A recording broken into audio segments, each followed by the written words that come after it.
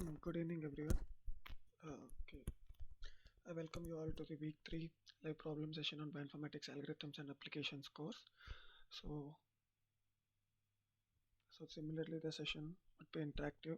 So, I'll be discussing the summary of the week 3 lectures followed by some sample problems. So, in this week, we'll also take some sample problems and how to score an alignment, how to develop an alignment using global and local alignments, as well as there will be some demo sessions on how to create a global and local element. Followed by that, finally we'll be discussing about the blast, different types of blast, faster as well as multiple sequence alignment. If time permits, I'll also take a demo session on how to use the blast.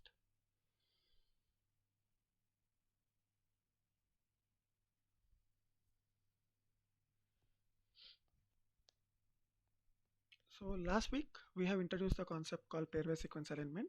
So in that we have completed a dot matrix, and followed by that we have entered into a dynamic programming. So initially in dynamic programming we'll be starting about the scoring matrices. In computational biology or bioinformatics, scoring matrices are tables or matrices used to assign scores to the alignment of a sequences, typically RNA, DNA, or protein sequences.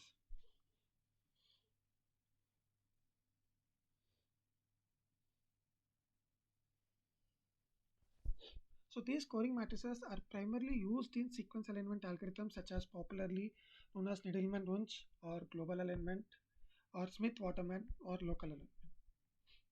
So these matrices are constructed based on the idea that certain substitutions, like substitutions are nothing but mutations of one amino acid or nucleotide with other, are more likely, like certain substitutions are more likely to happen than others due to evolutionary relationships or biochemical properties. The scoring matrices typically have positive scores for matches, that is identical residues in aligned positions, and negative scores for mismatches, that is differences in aligned position.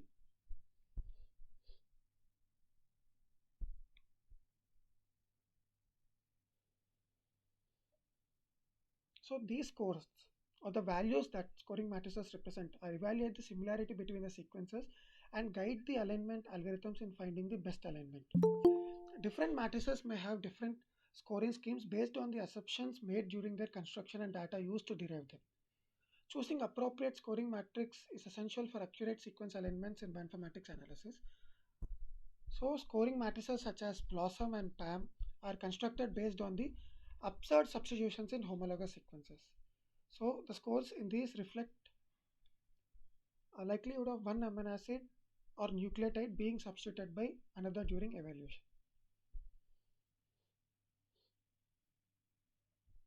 Okay, now we'll individually learn one after the other.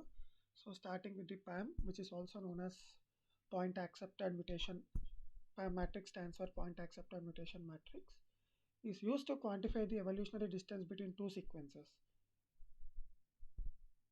So the PAM matrices is constructed using a statistical analysis of large number of closely related sequences. The underlying assumption is that mutations occur at relatively constant rate over the time, and the frequency of amino acid substitutions can be used to estimate the evolutionary distance between sequences. The values in this matrix represented in terms of PAM, which represents as the estimated number of mutations per 100 amino acids that have occurred during the evolutionary history. So before entering into the PAM matrix explanation, here I have mentioned a mutation happening. Example of point mutation at amino acid site coding for lysine. So here we have seen the terms synonymous are silent, non-synonymous, nonsense, missense, conservative and non-conservative. So synonymous and non-synonymous mutations are type of point mutations that occur within the coding region of a gene, specifically within the DNA sequence that codes for a protein. These mutations can have different effects on resulting protein. So coming to synonymous mutations, which involves substitution of one nucleotide for another in a codon. but still the new codon codes for the same amino acid as the original codon. This is due to the, can anyone answer why even after a mutation happening in a codon, still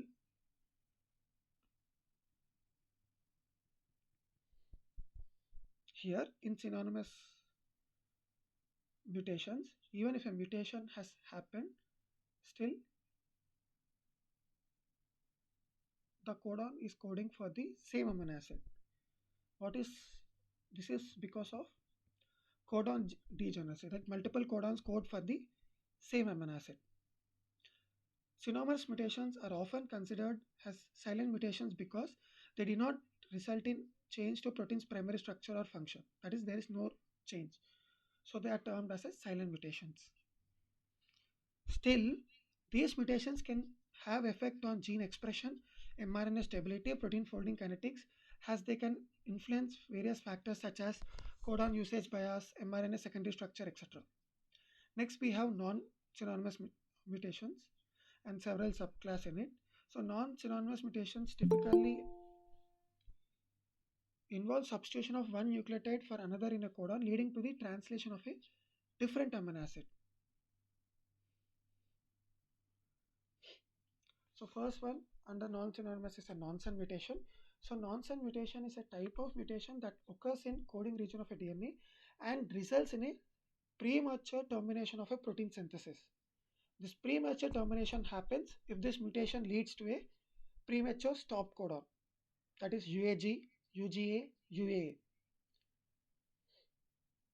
So as a result of nonsense mutation, the translation of mRNA transcript is prematurely terminated, leading to a production of truncated or non-functional protein. Next, we have missense mutation. So missense mutation, we have two types again, conservative and non-conservative.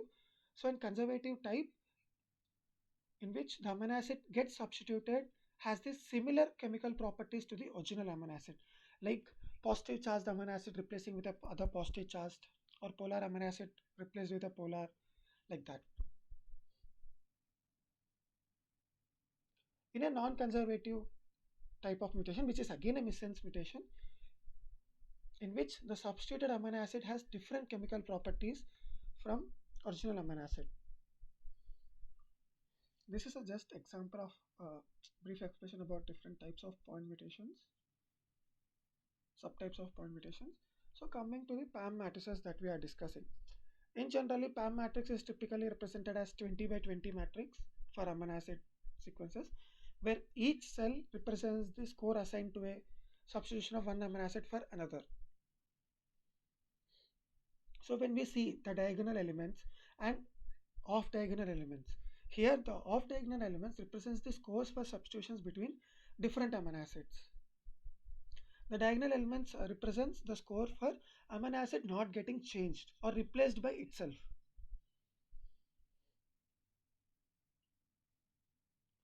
The same. In PAM matrices, diagonal elements typically represent the log or radio or probability of a residue remaining unchanged over a specific evolutionary distance.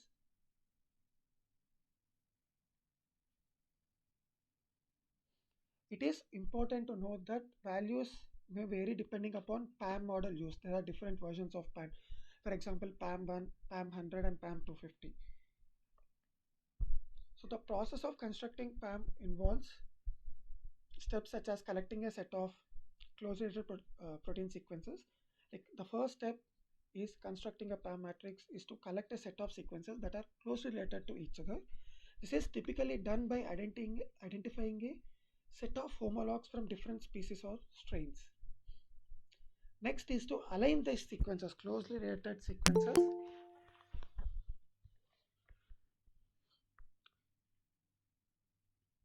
to identify the positions. So the purpose of alignment is to identify the positions where residue substitutions have occurred. There are many different algorithms or software tools available for a sequence alignment, and choice of method will depend upon the specific application. Once sequences have been aligned, the next step is to count the frequency of residue substitutions at each position in the alignment. This involves comparing the residues at each position in the alignment and keeping track of how often one residue is substituted for other. That is probability values kind of. Once the frequency of residue substitutions has been determined, the next step is to estimate the probability of each substitution occurring. This is typically done by dividing the number of times a particular substitution has occurred divided by the total number of times the residues being replaced occur in the alignment. Then is the calculating the PAM score. This is the final step. The final step is constructing a PAM matrix is to convert the probabilities of residue substitutions into a scoring matrix. This is done by assigning a score to each substitution based on the probability of substitution occurring. Then normalizing the scores so that the average score is 1 PAM unit. It is worth noting that constructing a PAM matrix requires a large amount of data and careful statistical analysis. However, pre-computed PAM matrices are widely available and can easily incorporated into the existing bioinformatics tools and pipelines.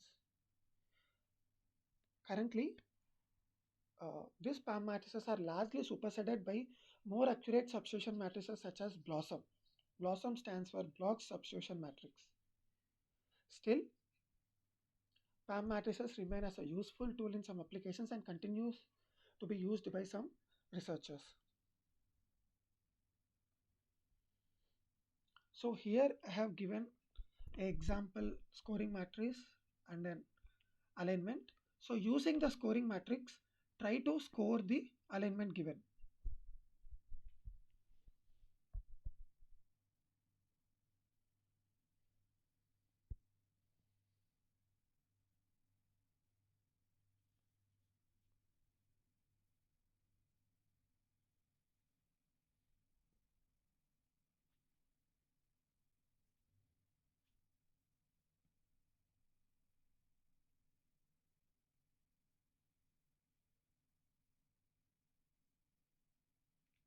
Here I have given an example scoring matrix and alignment at the bottom of the screen. So using the values in the scoring matrix, try to score the alignment.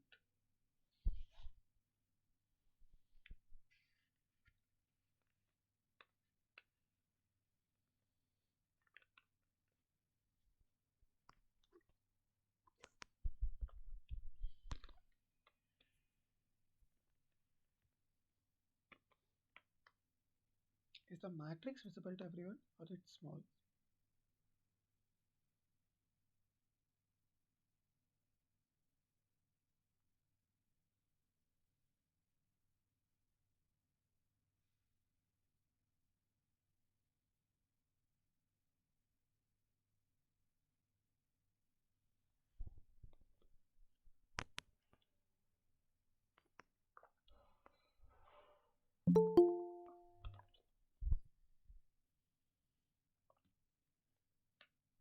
Yeah, for those who have joined lately, so today we are discussing about the scoring matrices and we have started with the PAM scoring matrix.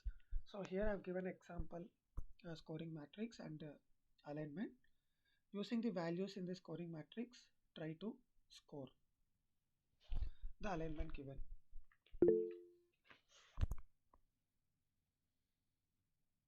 Okay. Yep, thank you for your answers. Okay, let's see how it is done. I'll wait for a minute more for others to solve.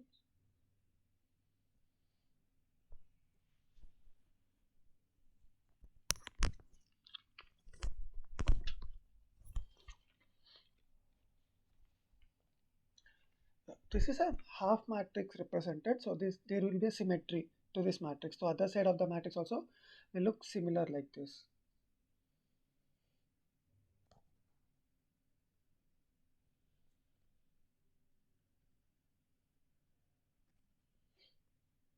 Yeah, I hope answer is also provided in the chat. Okay, I'll go here. So now we'll try to find the alignment pairs. The first aligned pair is T and Y. So the score for substituting T and Y is given as minus 3 in the matrix. Like we'll search where is T. T is in the third column and Y is in the from last the second row. So it's minus 3. Then similarly we search for the value of substituting A and S. So it is 1. H and D is also again 1, and the value for G remaining unchanged. So where is G here? So we have G. G is 5. So overall our alignment score looks like this. So score for substituting T and Y, score for substituting A and S, score for substituting H and D, scores for substituting G and G, and score for giving K and D. So finally sum up, we give a value of 4. This is how a scoring matrices has been used to score an alignment. This is a sample alignment and a sample matrix. Okay, the scoring will be more clear when we do this local and global alignments today. So next thing is we have BLOSSOM. As I mentioned, BLOSSOM stands for block substitution matrix. It is based on the observation that some blocks or some regions of the conserved residue substitutions occur more frequently than expected by chance in related protein families. So here I am showing you an alignment of several sequences and the conserved blocks are marked. So it considers these blocks and substitutions in these blocks. So the construction involves selecting a set of sequences that are related to each other, and they can be obtained from databases such as PDB, UniProt, or many such. Then we try to identify the blocks of conserved amino acid substitutions in the alignment, just like I'm showing it in the figure. So these are regions of alignment where there is high frequency of substitutions that are highly conserved across the protein family. That is substitutions which are conserved here. Then we try to calculate the frequency of each amino acid substitutions in each block. So this gives a matrix of observed frequency of amino acid substitutions.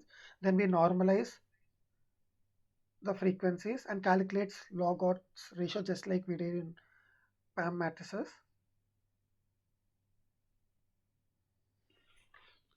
Yeah, this is a brief about BLOSSOM. So PAM and BLOSSOM are detailedly discussed with the Michael sir in the lecture. So followed by that we have actual concept of dynamic programming. So in pairwise sequence alignment we have completed dot matrix in the last class, and similarly we have discussed about the dynamic programming methods. So in dynamic programming we have also got an introduction about global alignment and local alignment. So this dynamic programming is used in an optimized method for solving problems, particularly in sequence alignment and structural predictions. It is also used in RNA folding studies, protein structure prediction studies, and hidden macro models. So in sequence alignments, we have two main types, that is global sequence alignment and local sequence alignment. Here I have given a representative images showing how global sequence and how a local sequence alignments are performed. In global sequence alignment, the goal is to align the entire length of two sequences. Algorithms such as Needleman and Wunsch are used for global sequence alignment. So wherein it calculates an optimal alignment by considering all the possible alignments and assigning scores based on mass, mismatch, penalties, like that. So in general, when a amino acid mutation happens in an alignment, three types of conditions arises. Either a match, mismatch, or a gap has been introduced. So this gap denotes for indels, that is insertions and deletions. In local sequence alignment, the goal is to identify the most similar subsequences within two sequences. That is, we try to identify a conserved site or similar subsequences. We are not aligning the complete sequence. So algorithms such as Smith-Waterman are used for local sequence alignment, and it calculates an optimal local alignment by considering the all possible local alignments and assigning scores similarly to global alignment. Okay, hereafter today we'll be talking more detail about the global alignment as well as the local alignment. So the steps, it starts with the initialization. Initialization involves assigning zeros. So, sorry, the first thing is to create a matrix with a dimension of n plus 1 cross m plus 1.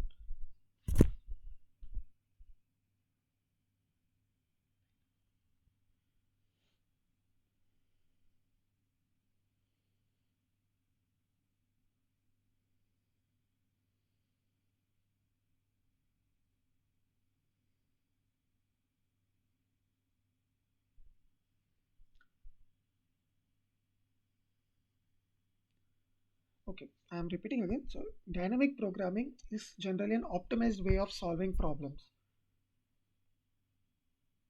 And we'll understand how this dynamic programming, how the information from previous step is stored and used in the next step. So dynamic programming has an optimal way of storing information, using carrying forward the information, and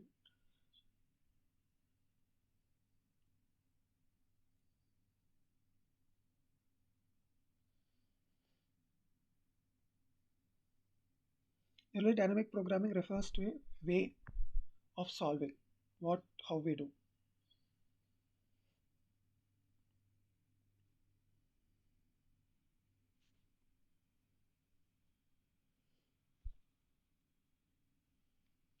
Okay, when we consider a Needleman-Wunsch algorithm based scoring matrix, alignment or global alignment, we have steps. The first step is initialization, followed by matrix filling, then traceback and aligning.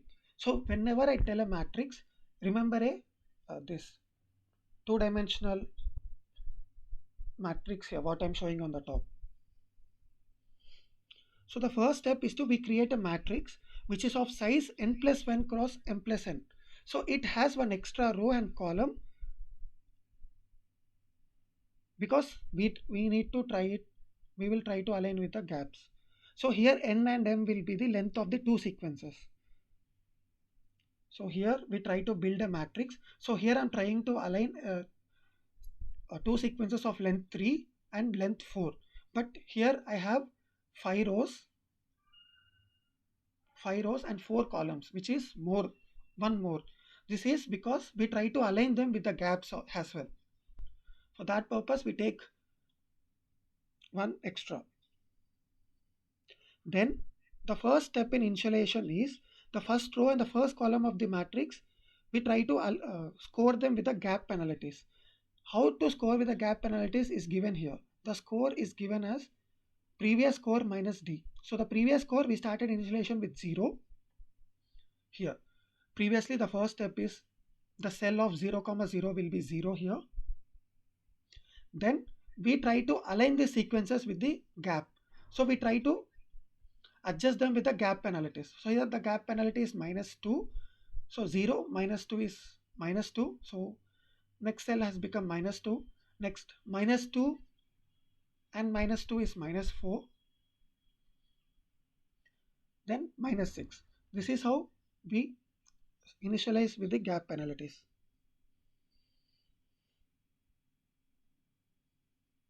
Then we iterate to the matrix row by row from left to right to bottom. So at each cell, we use this iteration formula, whatever I'm showing.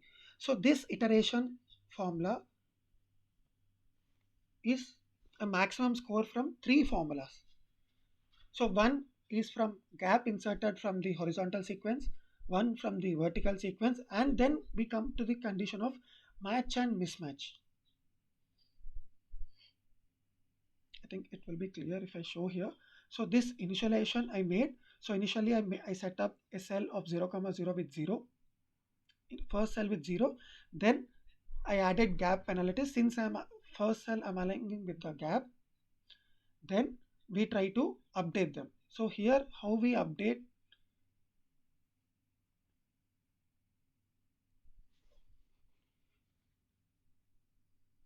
is the score of introducing gap in the first sequence, that is top sequence. That means aligning the character with the second sequence with the gap. So here, to introduce this gap and all, so we have some gap penalties given.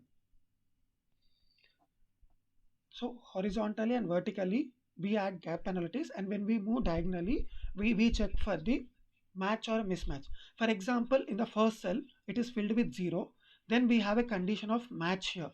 So diagonally, we add this cell value with match score, which is 1. At the same time, we also subtract gap penalties horizontally and vertically, which gives us -4. So the maximum of 1, -4 and -4 is 1. Hence, this cell gets the value of 1. Like how this update rule. So this is the update rule.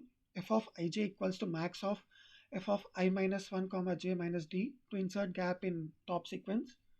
F of I comma j minus 1 minus d to insert gap, and finally we come with the match or mismatch score to the previous diagonal cell. So once the matrix is filled, the traceback in global alignment will start from the bottom right cell to the top left cell to reconstruct the alignment. So here at each step,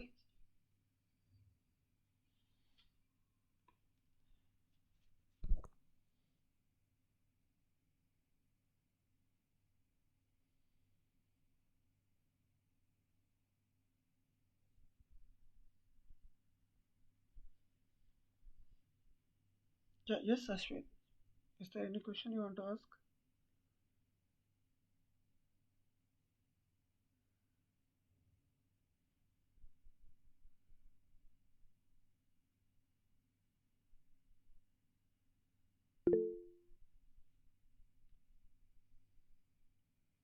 Yeah, please, Ashwin, go ahead and ask.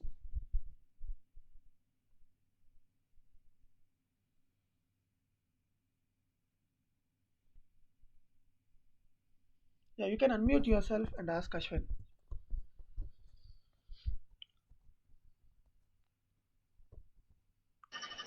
Hello. Yes. Yes, sir. Actually, this is kind of confusion thing when you try to fill these boxes. So, how do you like start it? If you go from vertical, or you go from left, or you come from right. So, how do you give these values? Actually, this is. I Yeah, mean, I'm getting confused on this. yeah, Ashwin, there is one example problem followed by next. So Mhm. we'll solve step by step there. Right, right, right. Yeah, I'm waiting for that. Okay. So here, Yes. yeah, please. So here we will be taking two sequences, CAA TTGA and GAA TCTGA. We'll try to find optimal global alignment for this.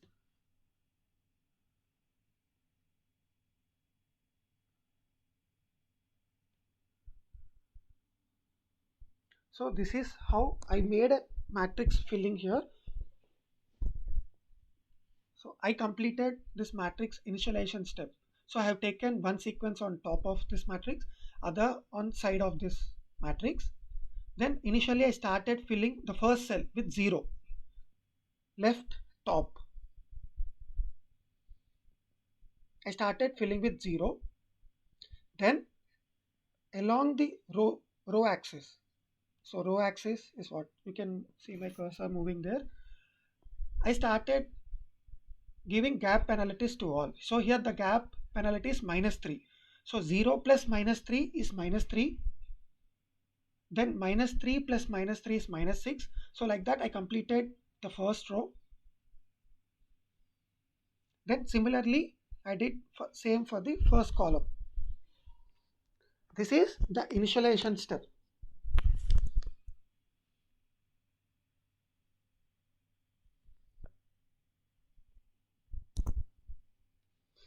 So any doubts in this initialization step?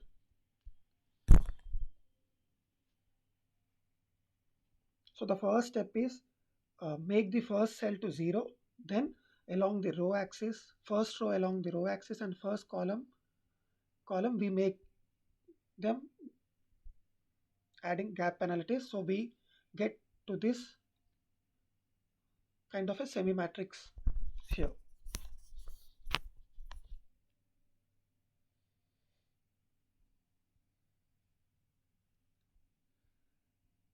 Then matrix filling will happen. So how the matrix filling will happen is, I'll show here.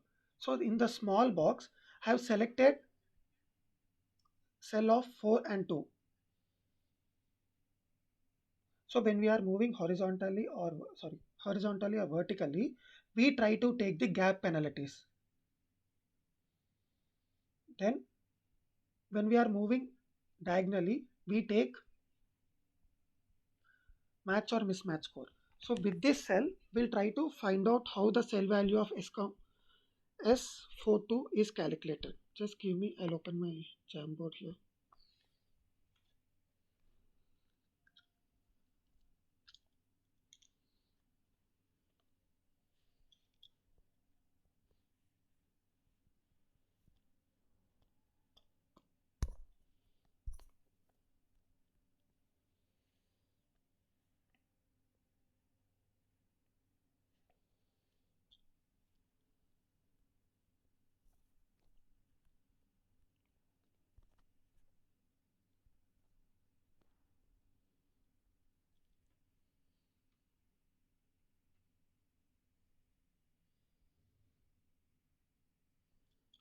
So this is the matrix values we are having here. So we have 3 ways to move: a vertical way, horizontal way, and a diagonal way to move. So first let us take how to add gap penalty. So here for 0, when I'm moving to the bottom cell, I'll add gap penalty, which is -3. I hope so. Yeah, -3. So the value here is -3 now. Similarly, when I am moving vertically from -14,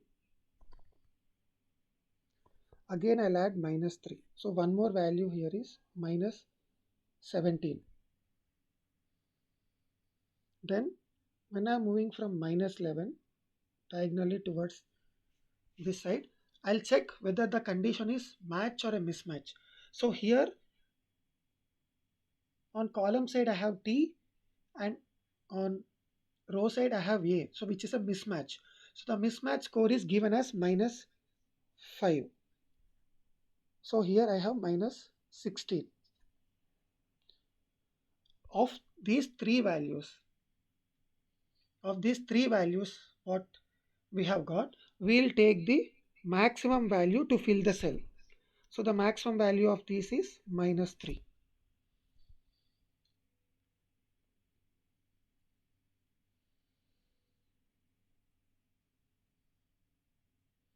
You can see this cell is filled by -3.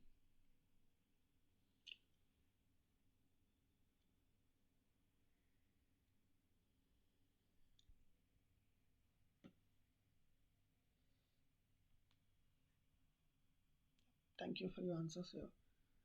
Now I try to calculate for the 5,5 cell.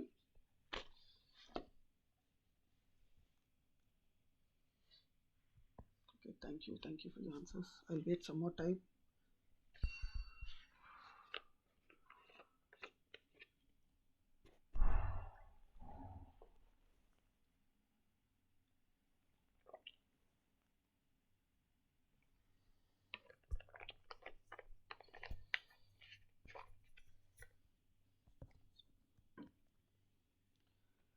To find these alignments and all, nowadays nobody follows this matrix method. Pen and paper, paste and sit and draw the matrices. We have some online tools. Even I have a Python based Google Colab file where just you input your sequences and you will get their optimal alignment. Even you can modify this match, mismatch and gap score.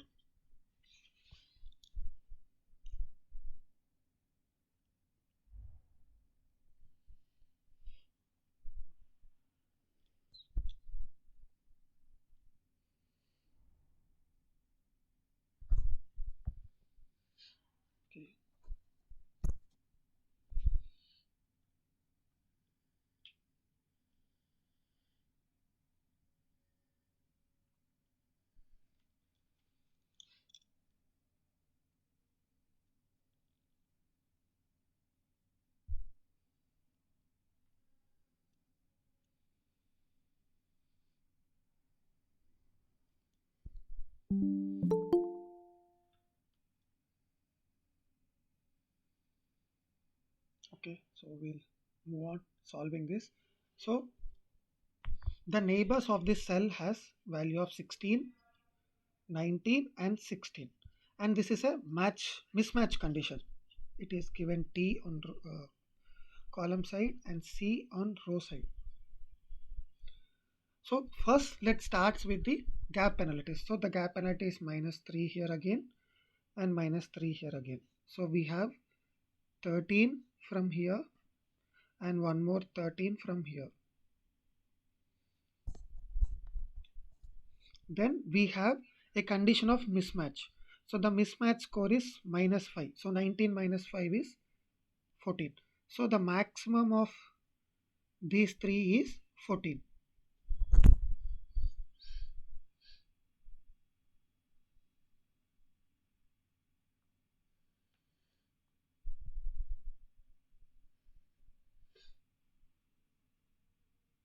Yeah, here.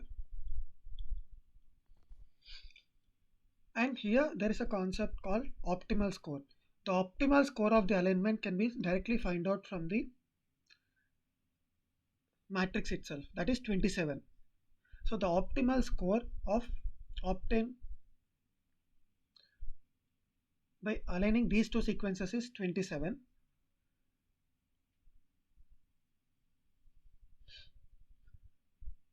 So here is how traceback is performed. Traceback is nothing but we just move. So the value of 27 in the last box is obtained from 32. Similarly, the value of 32 is obtained from the diagonal box 24. So this is traceback we make. So in the traceback, if you are moving along the diagonal, so it stands for either a match or a mismatch. Either if you are moving horizontally or vertically, sorry, I can show here. Then it stands for the introduction of a gap. For example, in case of 16 to 19, we are moving horizontally. So a gap has been introduced here. So in a sequence, you see CAAT, in between two T's, a gap has been introduced in the alignment. For example, if this moving of 16 is towards 5, then gap will be introduced between C and T. That's how this alignment works. So I'll move on to a demo on global alignment. So in the Google browser, you can type emboss needle. So you will be taken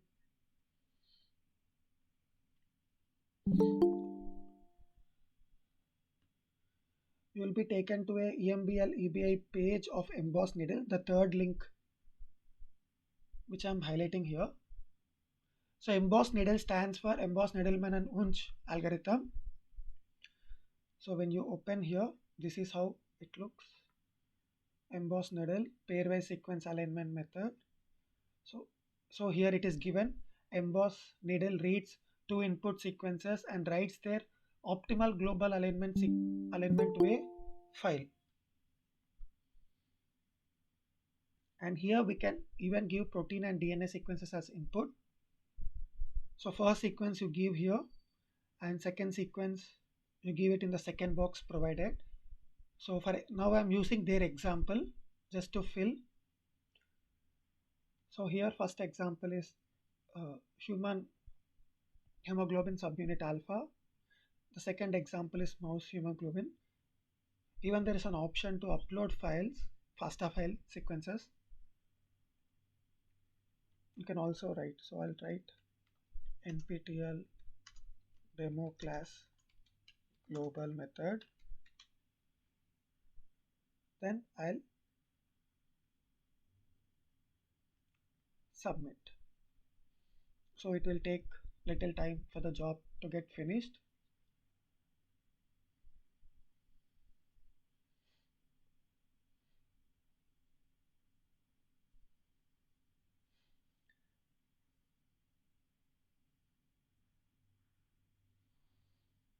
Yeah. So here in the initial page of this emboss, you see some program parameters. which is gap open penalty, gap extend penalty, and it is using Blossom 62 matrix for scoring here.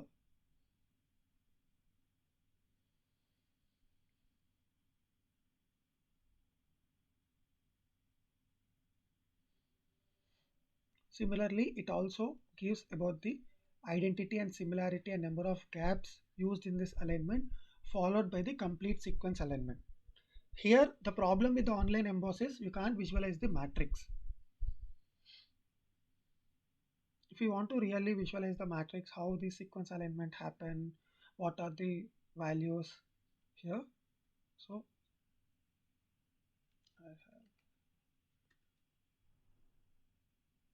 I have a Google Colab file where you can edit, you can just run your sequences there.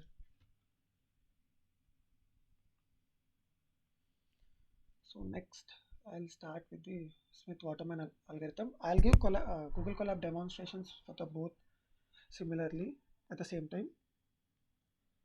So here, most of the steps in Smith-Waterman algorithm are also same, but here we have some conditions.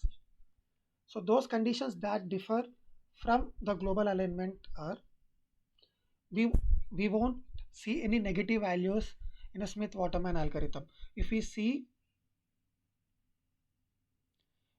a negative value, either we try to replace it with a 0. So here it takes Smith-Waterman algorithm based alignments takes only the values of 0 or positives. It won't go to negatives. So we have a fourth condition in our update rule. So using these conditions, can you guys provide me the answer to this question mark here? Similar alignment steps can be followed.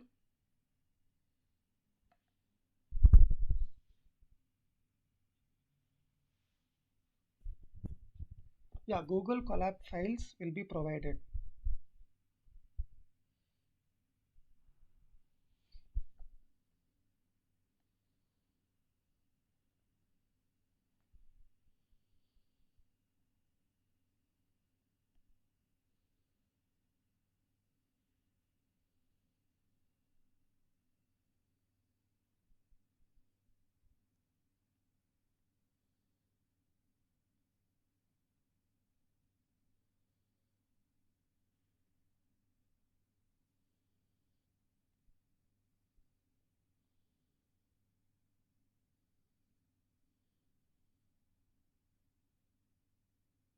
Ari.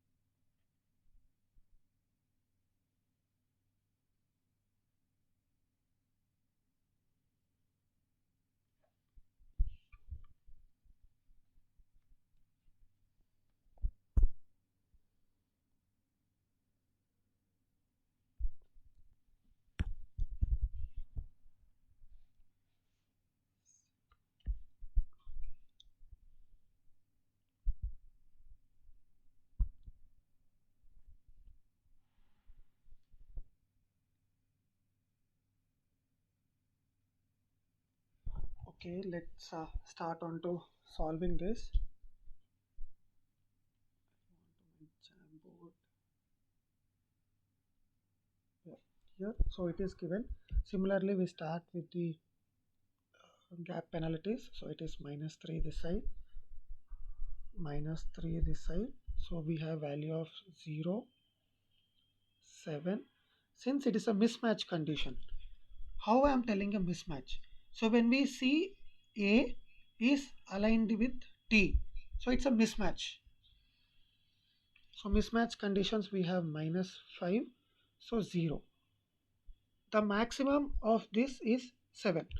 For example, in the similar alignment, if it is given 2 and diagonally we come here for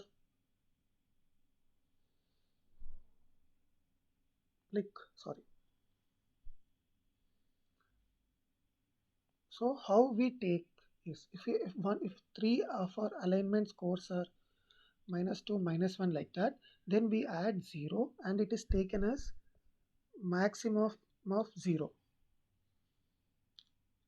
So that means here it is not just this, we should also add one more 0 and maximum of 0.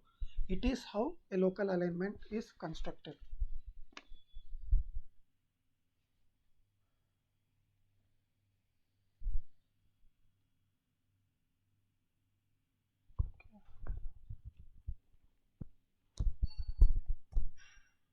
Yeah, so here I have two collab files. I'll provide you with the global alignment collab file as well as the local alignment collab file.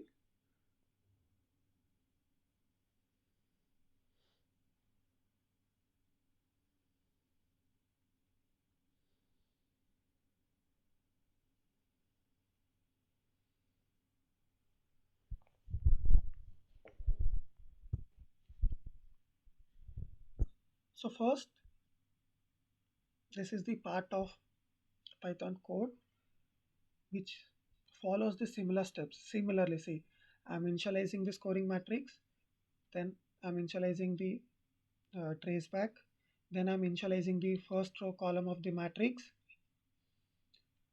then followed by I'm filling the scoring matrix, then I'm making a traceback to find the alignment. Similar steps. How I have explained, the code also runs in the same way. So here I'm giving two sequences.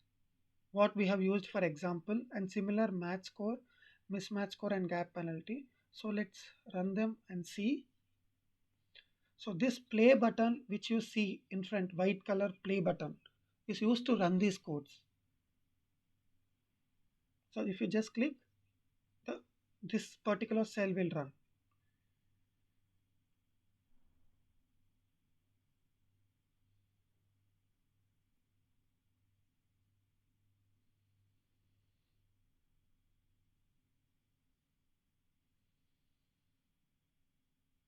Similarly, I'm running the second part.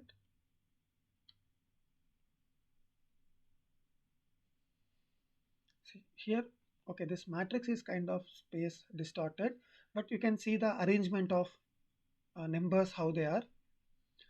So this matrix will be similar to the matrix what we have solved using the pen and paper. Similar alignment has been made and the alignment score has been given. If we want to use for different sequences, you can change these sequences, and you can also try changing this match score, mismatch score and gap penalty scores as you wish. Based on the requirement, we change these scores. So when we observe this scoring matrix clearly, there are some negative values. So what is this scoring matrix then? Local or global?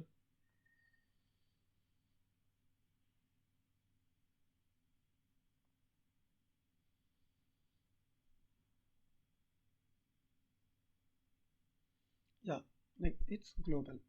Similarly, I have made a code for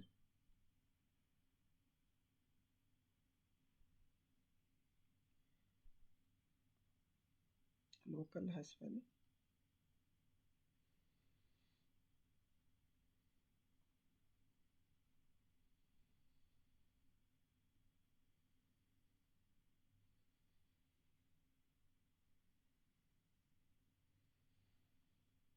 Say even in the local matrix, I initialize the scoring matrix, initialize the gap,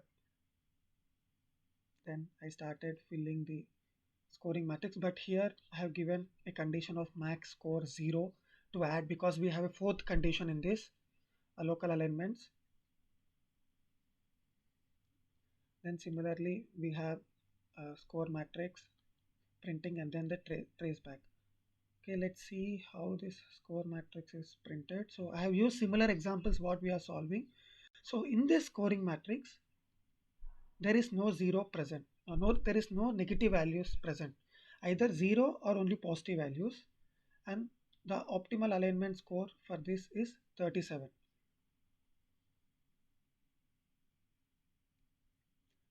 because in local alignment, I'll tell you.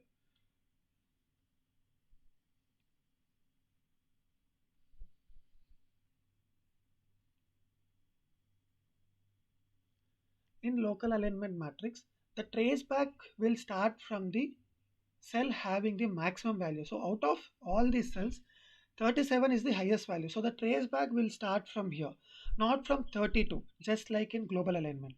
So this is the traceback differences in traceback. So in global alignment, what we do, we start it from 32 and take it till we encounter 0. But in global alignment, we start with 37 and continue the traceback till we move to 0.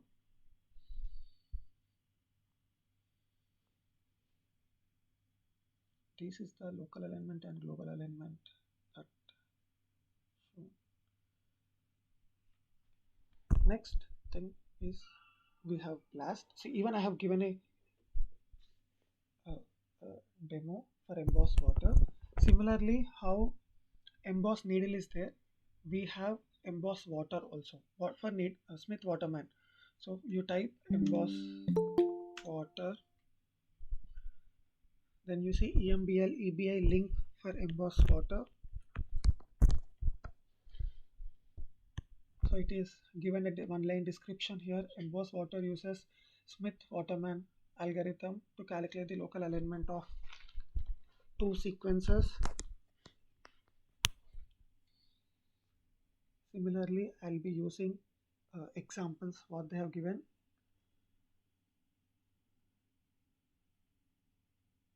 Then I'm submitting the job.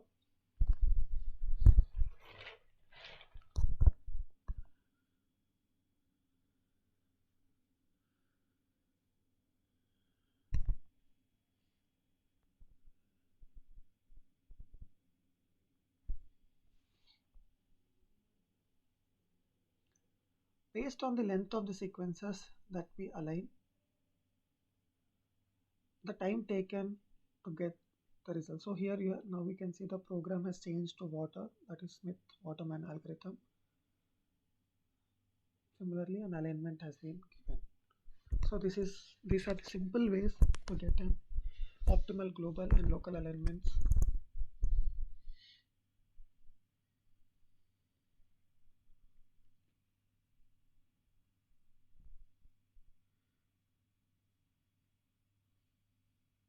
Then we have some methods like BLAST, FASTA, and multiple sequence alignments left for today.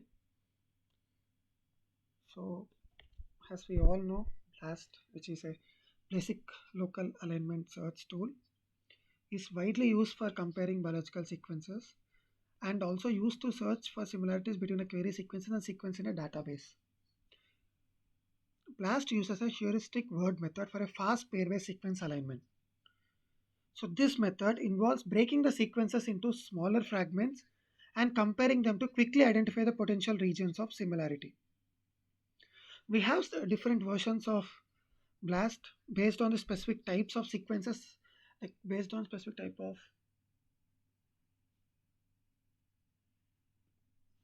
input sequence and the search database. First thing is nucleotide BLAST or BLAST10, used for nucleotide sequence searching against the nucleotide sequence databases. Then we have protein BLAST or BLAST-P, used for protein sequence searches against the protein sequence databases.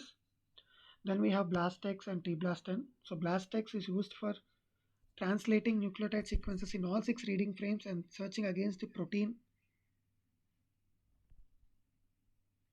database. The TBLAST10 is using the translated protein sequences in all 6 reading frames and searching against a nucleotide sequence database. And further we have TBLASTX also. So here the BLAST employs heuristic search strategies to rapidly identify the local alignments between sequences. These strategies involve efficiently searching the database for high scoring pair segments based on the sequence similarity. Next we have FASTA, which is another popular tool for sequence alignment, used to search for similarities between biological sequences including DNA and protein sequences. FASTA is primarily used for pairwise sequence alignments, comparing a query sequence to a query in a database to identify similarities. Similar to BLAST, FASTA also employs a heuristic word method for fast sequence alignment. It breaks the sequence into the smaller words and to efficiently search for the regions of similarity. Then we have a concept of multiple sequence alignment. So multiple sequence alignment is a method for aligning 3 or more biological sequences to identify the conserved regions or evolutionary. Till now we are only dealing with the pairwise sequence alignment. What if the number of sequences in an alignment increase? So that comes under the concept of multiple sequence alignment. So we have some tools such as muscle, multiple sequence comparison by log expectation, which is widely used, and it uses progressive alignment technique. Then we have Clustal W. Now there is an update, I think, Clustal Omega, and we have MAFT and T coffee. So there is different ways a multiple sequence alignment is visualized based on the color coded regions, based on the special symbols to denote for similar regions, identical regions, and unaligned regions. So, in summary, BLAST, FASTA are fundamental tools for pairwise sequence alignment, while MSA tools such as Muscle, Clustal, MAFT, and T-Coffee are used for aligning multiple sequence alignment. So, these multiple sequence alignments play essential role in various bioinformatics tasks, including sequence annotation, homology searches, evolutionary analysis, functional prediction. Yeah, so this is what I have for today. So we'll start with the assignment quiz. So before starting the quiz, any questions? Do you know?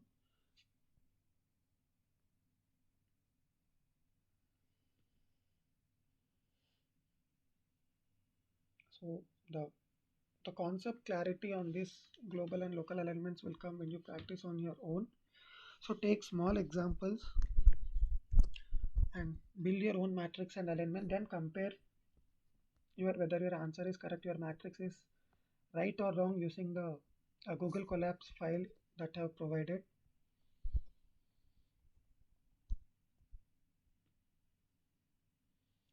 These Google Colab files will be provided to you along with the PPT by tonight. Okay, I'll start with the first quiz question for today. Gaps are added to the alignment because what is the purpose we are adding gaps to an alignment?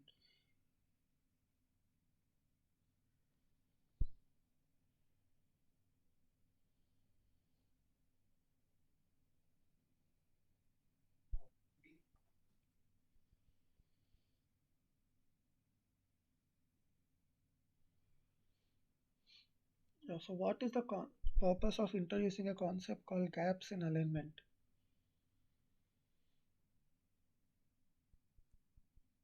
Because in real world we don't see any gaps in sequences.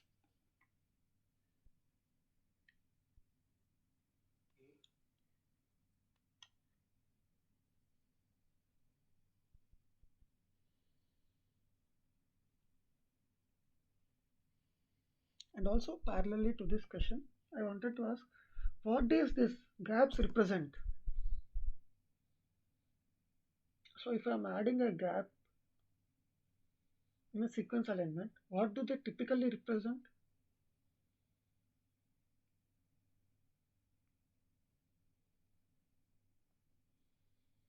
What biological phenomena or biological step that made us to introduce?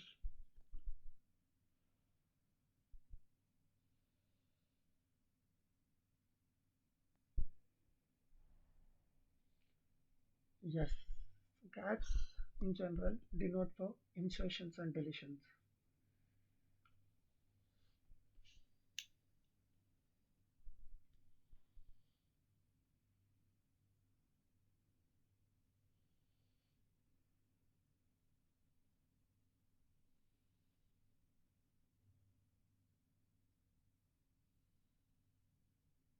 Yeah, here, so the gaps increases the matching of identical amino acid at subsequent portions in alignment.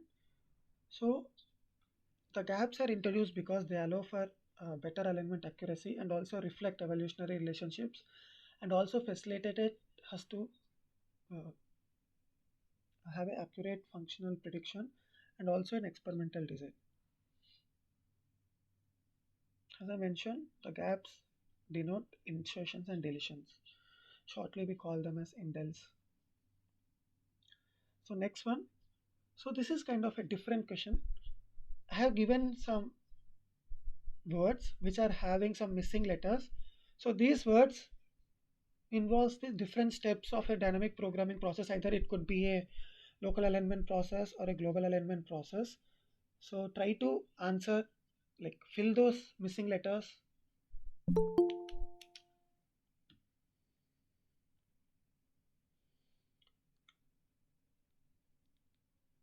Yes. This is not any choose the correct answer. It's just kind of a missing letter, fill in the blank.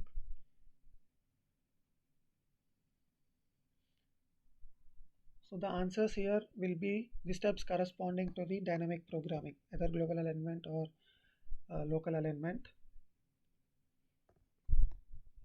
Yeah.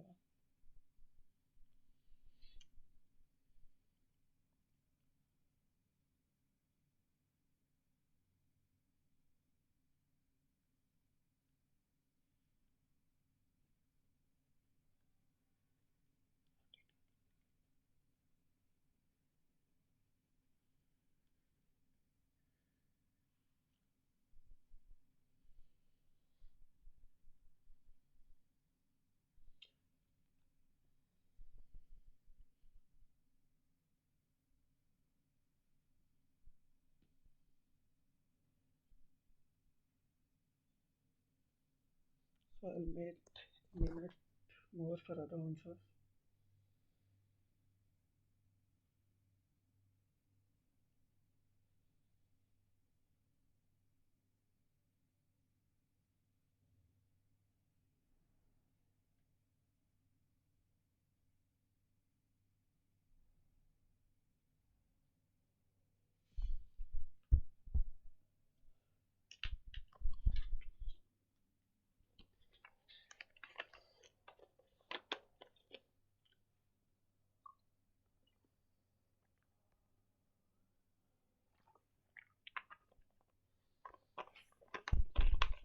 Yeah. So these correspond to the steps in dynamic programming such as initialization, matrix filling, traceback, and aligning. So initialization, we have learned that filling the first cell with the 0 and then adding upon the gap penalties to on the first row and the first column. That is initialization step. Then matrix filling will be based on the update rule. So the maximum of values that we get from the previous cell, then followed by traceback. So in global alignment, the traceback will start from the rightmost corner cell 2 unless we encounter 0. Then in global alignment, the traceback will start from the cell having the maximum value, and then we go up to we encounter a 0 value. Aligning is like aligning two sequences. Next one. In what alignment two sequences are assumed to be generally similar over entire length, and in what alignment on the other hand does not assume that the two sequences in question have similarity, does not have similarity over the entire length.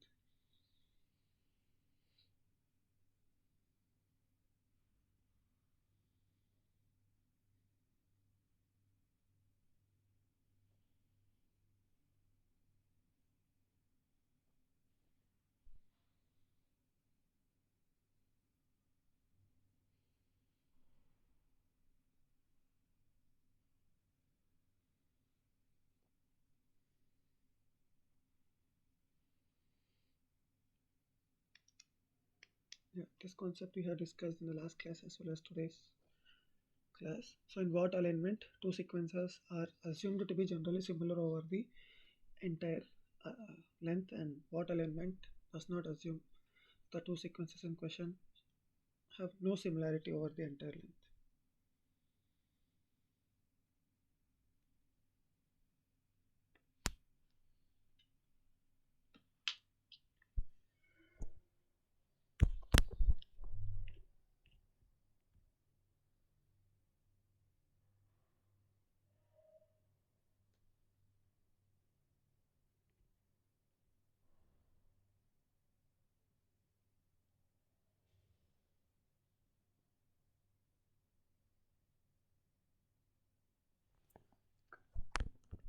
Yeah, so the first answer is global alignment. In global alignment, we try to align sequences from one end to the other, complete alignment.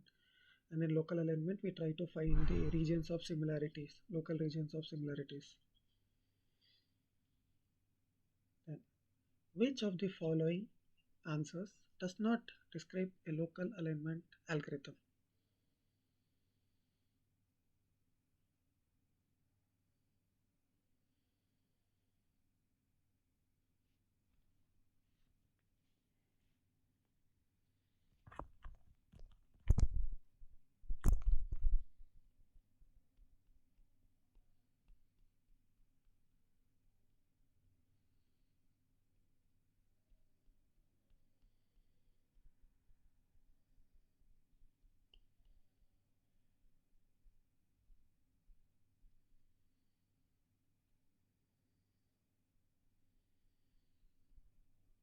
Can anyone give me the reason why your answer is right?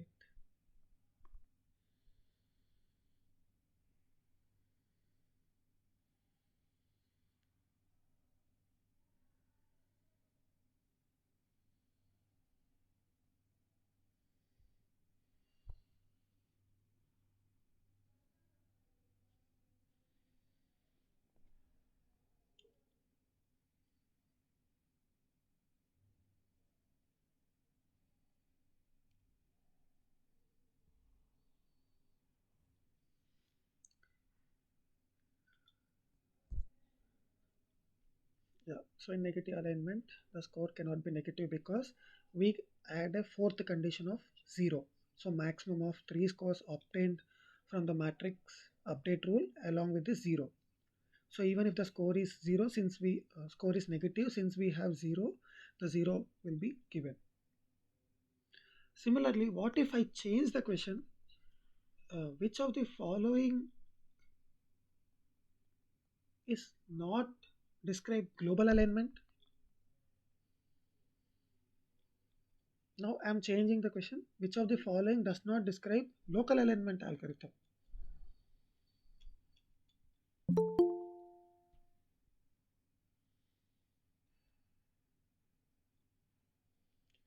So kindly check the options clearly. Is it only one option correct?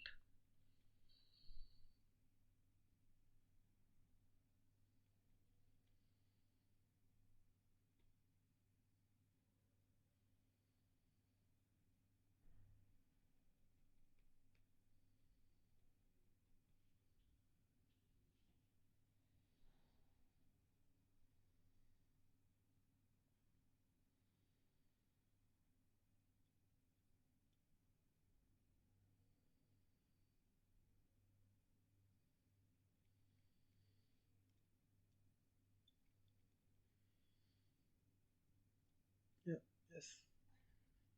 So here the three options B, C, D are in not according to the global alignment rule.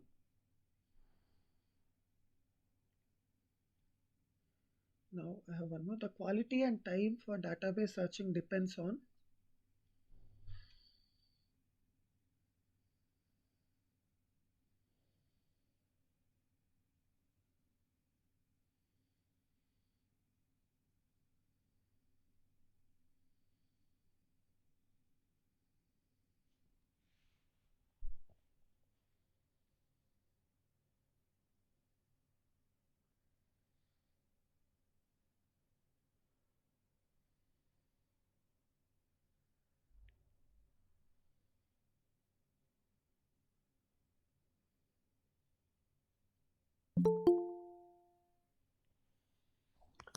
Yeah, so the time and quality for database searching depends on size of the query as the number of sequences in the database. Next, here I have given some questions to answer. So these are based on different variants of last. You try to answer. If you are not able to answer, kindly look into this table that I have given, which is for your reference. So make use of the table that I have provided and answer.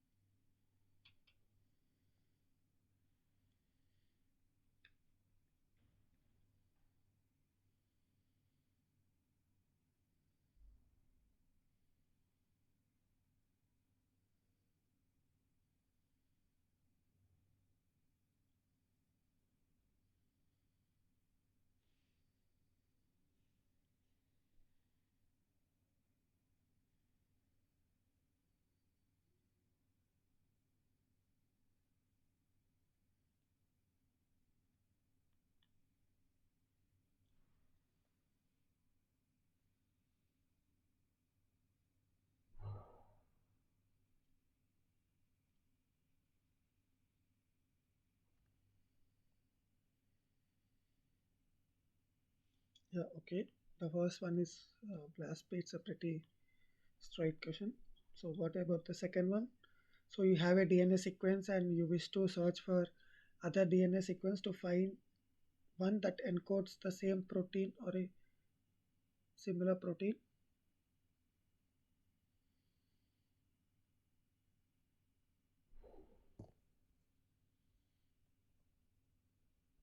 So here your query sequence is a DNA, and also you are searching for the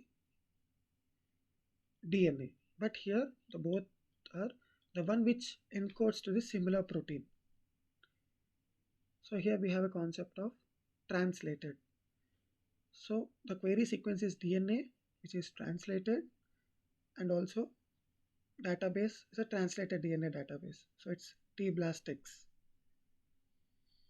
which is an other variant of BLAST.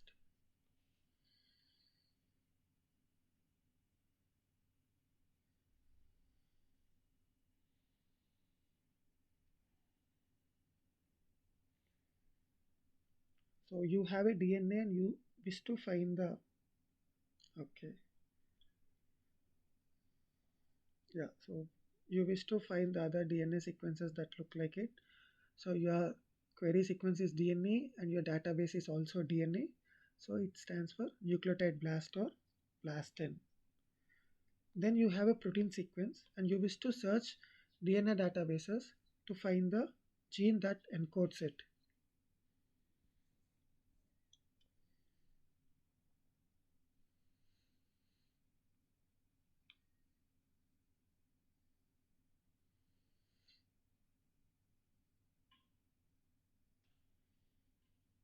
So it is tBlastin.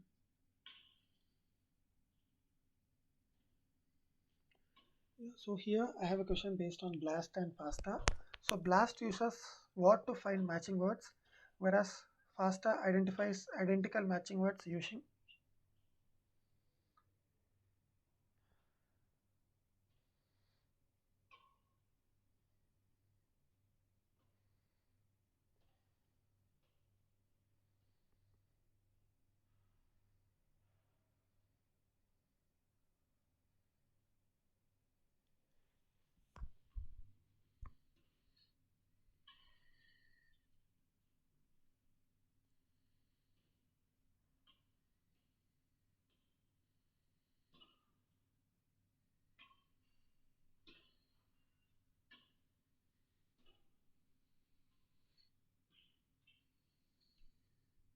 No answers.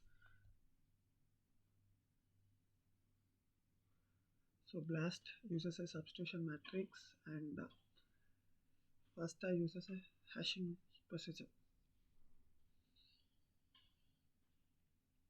So these are the questions I have for today.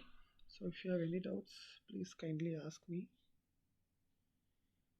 If no doubts, I'll be moving on to a demo on how to use BLAST to find the homologs or homologous sequences.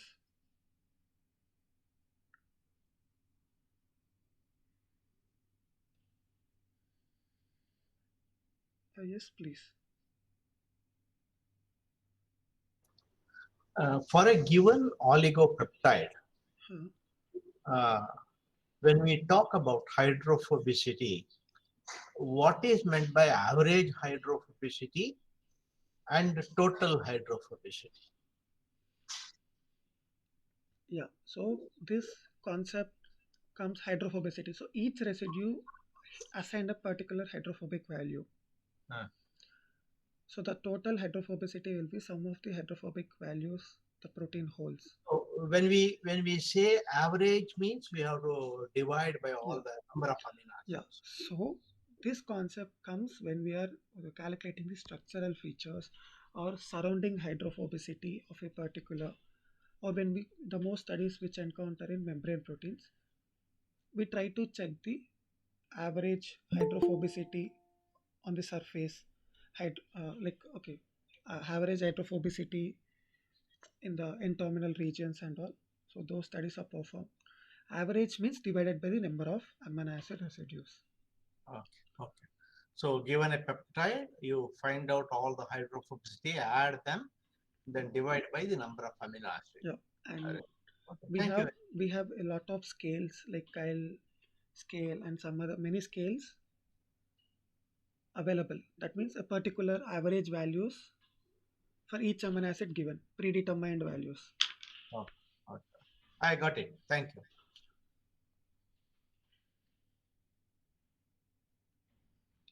Yeah, assuming no other questions, I'll move on to BLAST. So to open a BLAST, one can type BLAST NCBI in search box. So first you'll be given first link BLAST basic local alignment search tool. Then you can see here different variants of BLAST. Even the screenshot I took it from here.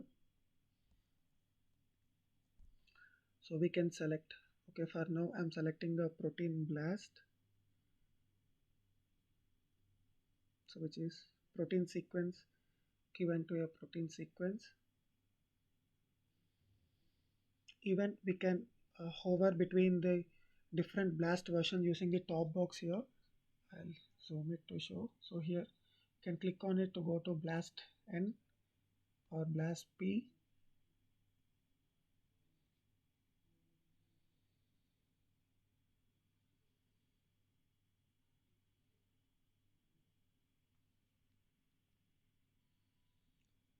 Then either we can give our sequence in the FASTA format here, or we can upload a file, a FASTA file. In a given sequence also, we can also mention subrange like from residue 100 to 200. So the search processor will only be applicable for this range of from residues 100 to 200. Here, since we know the search is a process where we have one query sequence and we search against the database, the BLAST has given us an option to search against the wide range of targeted databases, such as we have non-redundant protein sequence database, RepSeq protein sequence database, and even we have PDB database here. And also we can also check for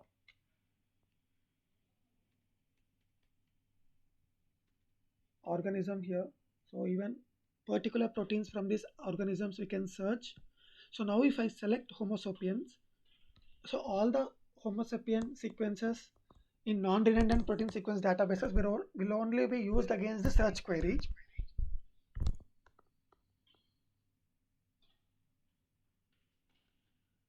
What if I click this exclude? So all the Homo sapien sequences will be excluded.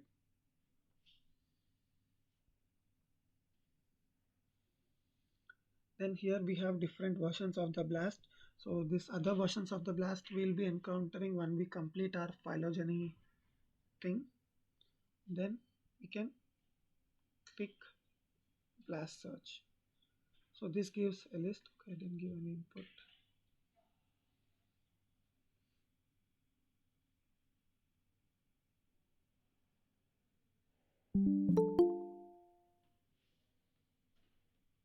Okay, I'm taking our example from previous.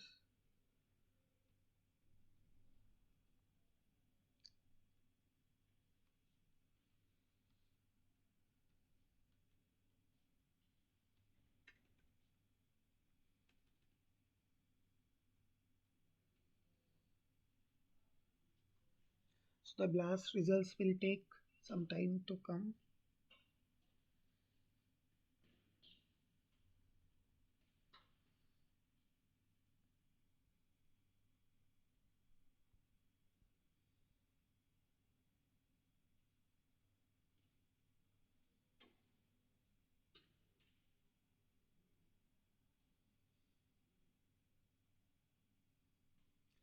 So meanwhile the results come further. Any more doubts regarding this sessions?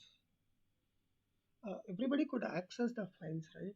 Is anyone having problem in accessing the file?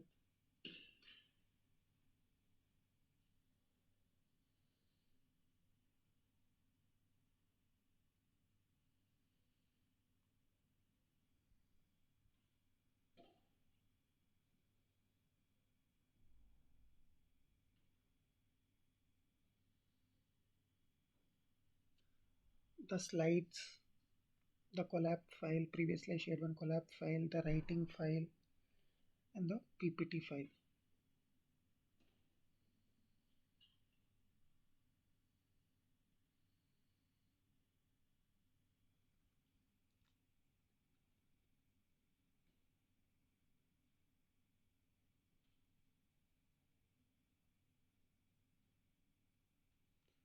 Okay, since it is taking little more time, I don't think so. Professor slides are available, so professor won't be providing those slides. I think professor might have suggested some book, like we have protein protein sequence to bioinformatics book, as well as some brain bioinformatics. This option is given for professors, his wish whether to submit or not.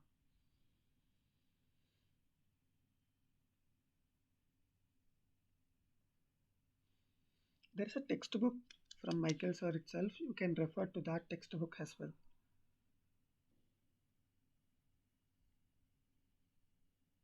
You can get that textbook and read. Yeah, I hope it is taking little more time.